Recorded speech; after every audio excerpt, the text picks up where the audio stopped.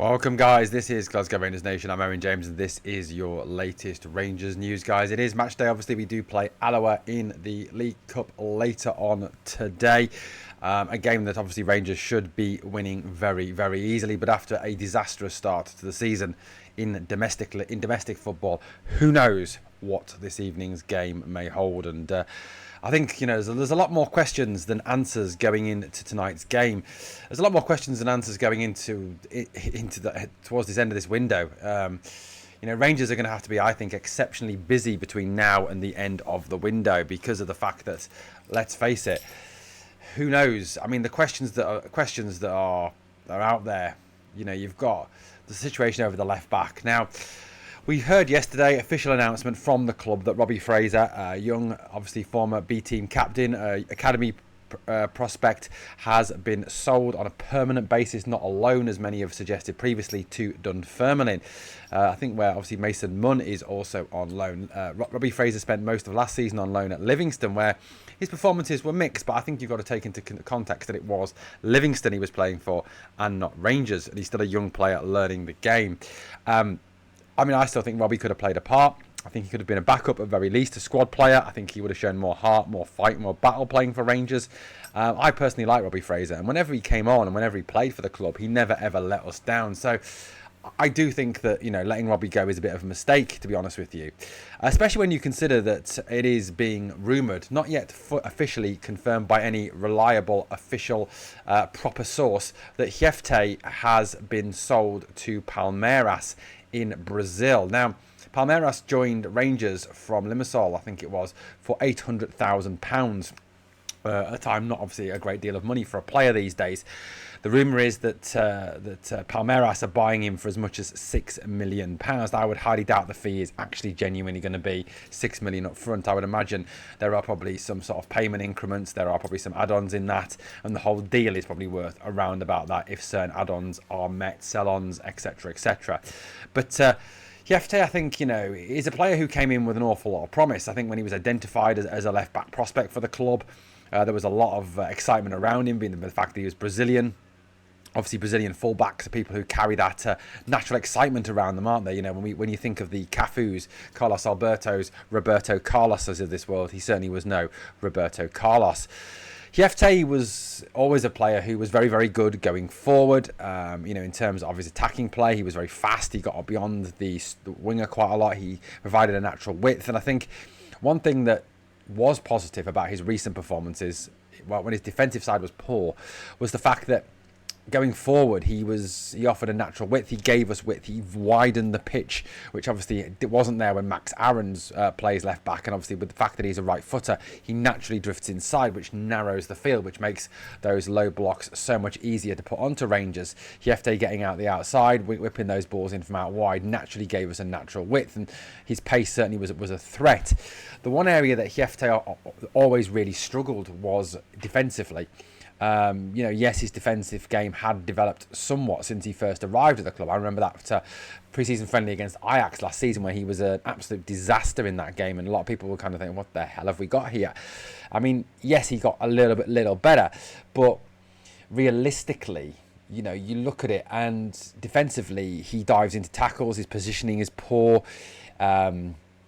His one-on-one dual skills are poor. He's not so great in the air. He's not great aerially against attackers. He is really the Brazilian James Tavernier, really, and you can't have two fullbacks playing. If the manager obviously persisting with Tav at right back, where you've got two fullbacks who defending is like an alien art to them. It genuinely is something that they've never seen or done properly before in their entire lives. So, obviously Jefte looks like he's leaving. Now, if it is true that there is an up to £6 million fee for the player, that represents one hell of a profit on a player, 5.2 million, which, does show where we're trying to get to with this player trading model. That is the whole concept behind a player trading model. You buy a player cheap, you play him for 12 months, 18 months, 2 years, you then sell him on for a huge profit, which then obviously you then reinvest into the playing squad. Look, this puts us in a very interesting position. Robbie Fraser obviously was included in the European squad. He was then sold. Jefte obviously is now also being sold. Ridvan, obviously, we know has not figured at all this season as of yet, and strong rumours obviously linking Ridvan with a move back to his native homeland in Turkey, to Besiktas. Now, whether that comes off now, with the fact we've sold 2 left backs, is questionable. Whether Rangers turn around to Ridvan and say, look, until we get in replacements, until we find someone else, you really can't go at this moment in time. Because there is no other left back at the club. If we get to August the 31st and we sell Ridvan as well, then where's the left back? Where is the left back? I mean, genuinely, tell me, where is the left back? I mean, what do you do? I mean, Nsiala's still at the club. Do you therefore move Nsiala and try and get him to play left back? But Russell Martin's kind of made it clear that he doesn't see Nsiala as having a part to play this season, which I personally find a bit of a surprise. I would have thought Nsiala would very much be a Russell Martin type player. Does he therefore go back to his ridiculousness of playing players out of position? Maybe playing Max Aarons back at left back, but as we saw in those games where Aarons did play left back, he really struggled at left back because he's not a left back. I know, as someone who's played full back, and yes, not to any high standard, but if you're naturally right-footed, trying to play on the left-hand side, it is very difficult to do. When you've got to try and lead with your left foot when tackling, when you've got to try and pass the ball out from the back, left-footed, when you've got to try and clear left-footed, when it's not your natural side, it is difficult. And I know these guys are professional footballers, so should theoretically be able to use both feet. But, we know, with the best will in the world, they all have their swingers, don't they? They all have those weaker foot, that weaker foot that they can't use. So the question I'm asking now is to Thelwell and to Russell Martin and to Dan Purdy is, where's the left back? Where is the left back? Now, does this say that we therefore have a left back lined up? Obviously Nobel Mendy was linked. He can play left back, but the talk very much seemed to be from the rumours from the club that he is the last centre back to arrive this summer. So, if you're listening to that he's a centre back and he's seen as a centre back, then he's not the left back. Obviously Owen Beck was linked earlier in the window. That sort of died a death. Otara was linked. That kind of died a death. At this moment in time, there has not been any strong rumours as regards left backs coming into the club. And it is slightly concerning for me that there is nobody currently being linked. Now, given the fact, obviously, we've got the Club Bruges game next week. We've obviously got this Alloa game today. Who plays left back? Who starts at left back in those games? That's the big question for me. Where do Rangers go with this left back situation? And it's something that does need to be addressed.